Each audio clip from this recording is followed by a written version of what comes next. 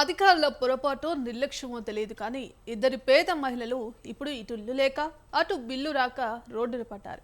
మహబూబాబాద్ జిల్లా కొత్తగూడెం మండలం కన్నగండికి చెందిన గట్టి సమ్మక్కకు ఇందిరా మేల్లు మంజూరైనట్లు అధికారులు పత్రాలు ఇచ్చారు. దీంతో తన పూరి గుడిసె తొలగించి అప్పులు చేసి మరి బేస్మెంట్ వరకు పనులు చేసింది.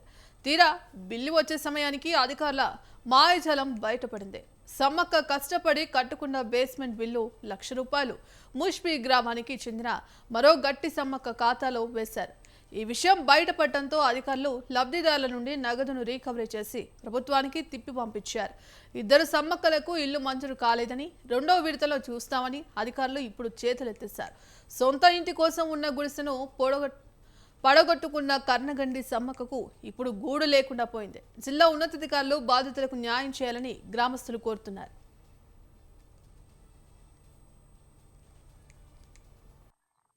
ఇంద్రం ఇల్లు నీ పేరు మీద కట్టుకుంటాను. ఆ డబ్బు ఆ కొంత పైసలు నీ అకౌంట్లోకి వచ్చినాయని మన్నాలు సార్ తీసుకుపోయినా 50,000 ఇచ్చిన. ఎవరికి? మేస్త్రి తీసుకున్నాడు. మేస్త్రి తీసుకొని మళ్ళా కార్యదర్శి మేడం వచ్చింది కొత్తగూడానికి. ఆ మేడం అన్నది కదా కేసు అయిద్దమ్మా, మళ్ళీ ఈ పైసలు రిటర్న్ పైకి పోవాలంటే మళ్ళీ గూడూరు తీసుకెళ్ళింది సార్. నన్ను గూడూరు తీసుకుపోయి 50,000 మళ్ళా ఉన్న 50,000 కలిపి మళ్ళీ పైకి పంపిండు.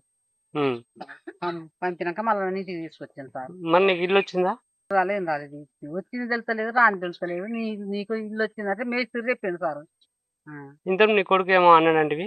నా కొడుకు నీకు అంగన్వాడి ఆయమ్మో నీకు డబ్బులు పడతాయి కదా, నేను దిగిపోయినా సార్. 60,000 పడ్డాయని దిగిపోతే 60 లక్ష కొడతాయి ప్రభుత్వం, నీ డబ్బులు కూడా పడ్డాయేమో, నీ కూడా ఎత్తిస్తాను అమ్మ, నువ్వు లాస్ అవుతావని నా కొడుకు తిట్టిండు.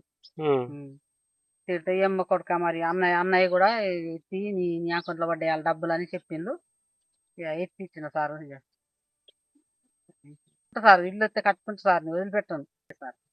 నాకు ఇల్లు కావాలని అంటాను. ఇల్లు అయితే కట్టుకుంటాం సార్. మాకు ఇల్లు మొత్తం కూలిపోయింది అటు వెనక కూడా.